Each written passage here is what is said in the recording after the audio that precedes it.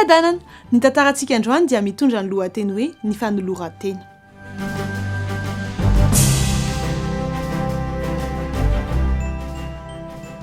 Any Afrika afovoany no misy antsika any ambanivohitra tanàna mazava afovoan'ny fasika sy ny baobaba. Zaza reny mavitrika ary lehilahy mipetraka amin'ny seza no mameno ny fiangonana. Ery amin'ny laharan'ny faran'ny fiangonana ery dia nisy zazalahy kely tokony ho enitaona variana mandinika ny zava-miseho.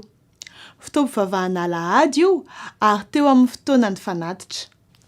Mandalo isaky ny laharana ny kitapo izay karazana voamboatavo ngezabe no zaraina roa. Io voamboatavo ngezabe io dia ampiasaina amin'ny zavatra maro any Afrika. Nalana ny aty ny tatazana ny rakitra vola madinika sy ny vola taratasy. Tô lasa eritreritra ity zazalahy kely nandinika ity kitapo izay mandalo isaky ny laharana. Nalahelo izy satria tsy misy azo ny atolotra ny tompo. Nandritra izany dia tonga teo aminy ny kitapo. Teo dia gaga ny mpiangona.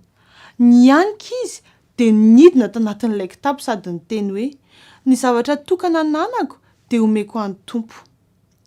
Motsy mampiseho ny teny Paoly ao amin'ny epistily nosoratany ho an'ny Romanina toko 12:1 ve izany? Koa amin'izany mangataka aminareo aho ry rahalahy noho ny famindrampon'Andriamanitra mba atolotrareo ny tenanareo ho fanatitra velona, masina, sitrak'Andriamanitra dia fanompoam-panahy mety ataonareo izany.